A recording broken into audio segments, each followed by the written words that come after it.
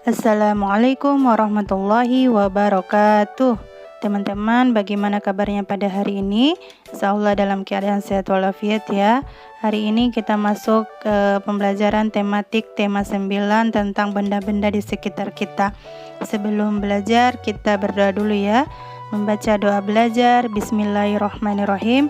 Rabbi zidni ilman warzuqni fahman.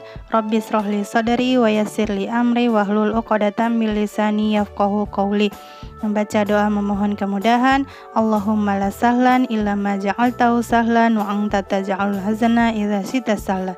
Untuk menambah ilmu pengetahuan kita pada hari ini, saksikanlah video berikut. Anak-anak, kalian masih ingat, iklan adalah sebuah informasi yang bertujuan untuk mendorong, membujuk, atau memberikan pengaruh pada halayak ramai atau banyak orang agar tertarik pada barang dan jasa yang ditawarkan.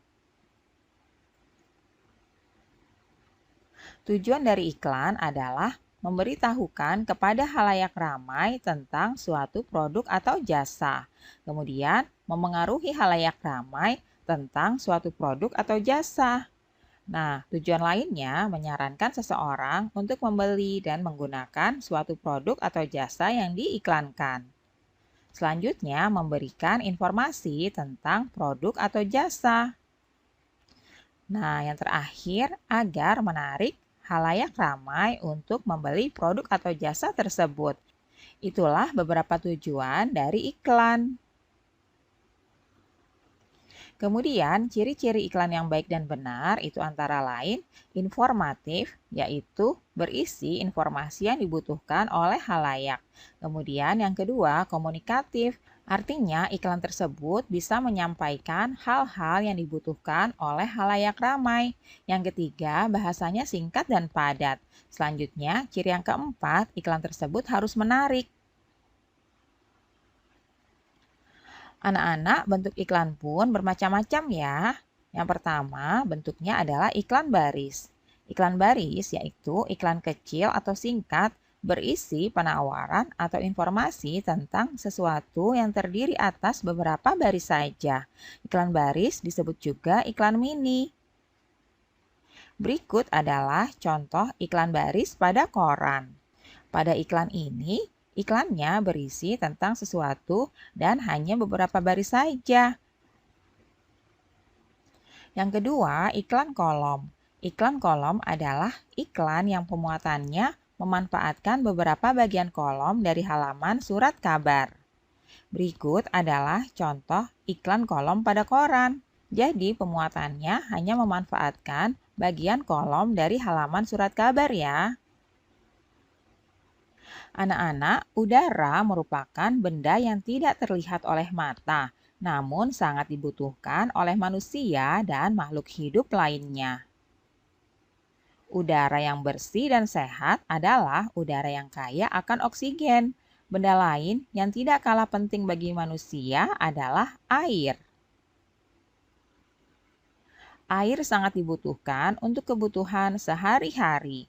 Air merupakan benda tunggal ya.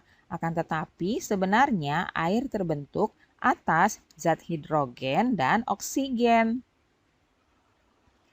Hidrogen dan oksigen dalam air tidak dapat dipisahkan, kecuali dengan reaksi kimia tertentu, berbeda dengan tanah. Dalam tanah dapat kamu jumpai adanya kerikil, batu, dan pasir yang dapat kamu pisahkan dengan tangan.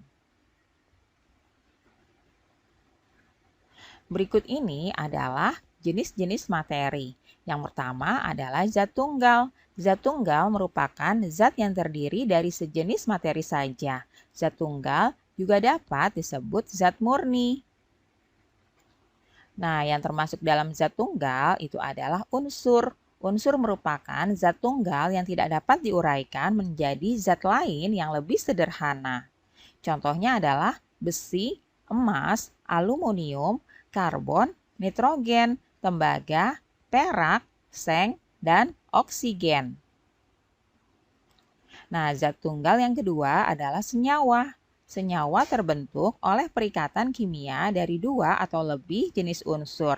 Sebagai contoh adalah air. air terbentuk dari oksigen dan hidrogen.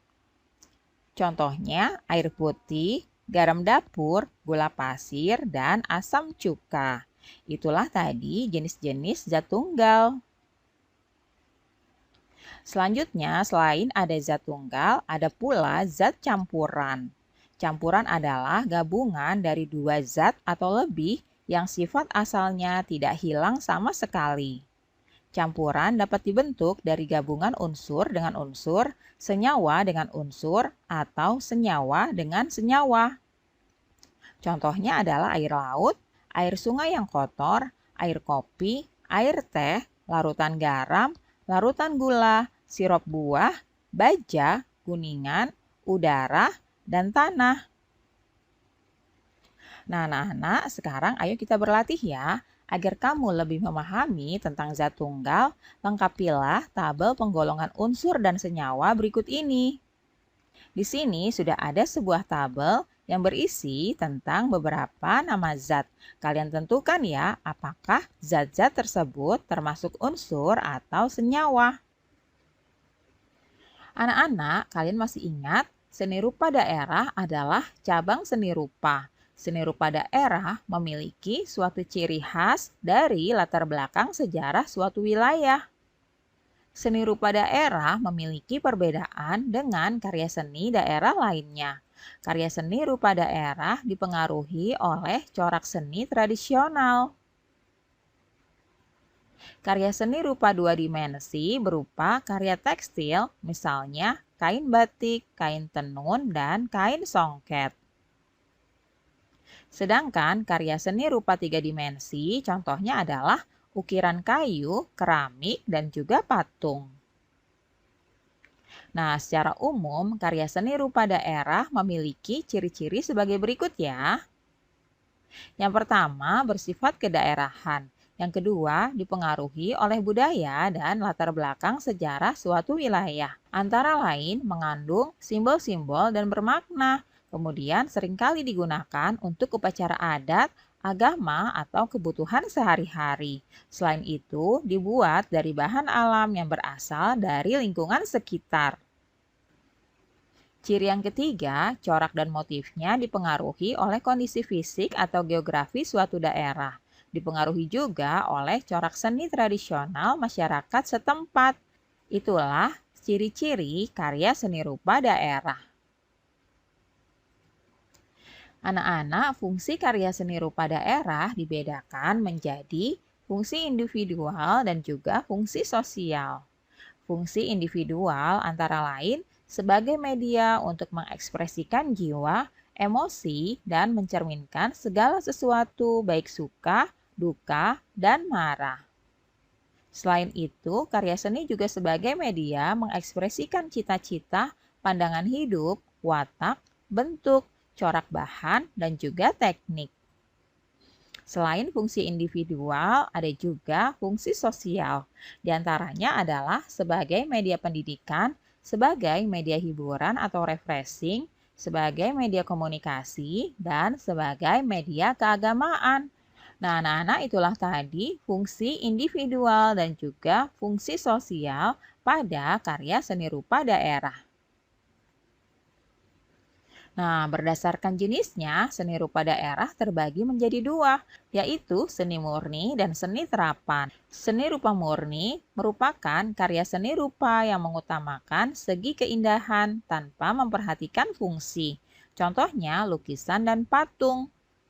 Yang kedua, seni rupa terapan, yaitu karya seni rupa yang mengutamakan fungsi namun tetap memperhatikan segi keindahan. Contohnya adalah batik, ukiran kayu, gerabah, dan lain-lain. Nah, alhamdulillah pembelajaran hari ini sudah selesai. Terima kasih sudah menyaksikan video pembelajaran pada pagi hari ini. Semoga bermanfaat untuk kalian semua. Sampai jumpa lagi pada video pembelajaran selanjutnya ya. Salam sehat dan tetap semangat. Alhamdulillah, demikianlah materi yang telah disampaikan pada video pembelajaran. Insya Allah ini bisa menambah ilmu pengetahuan kita semua.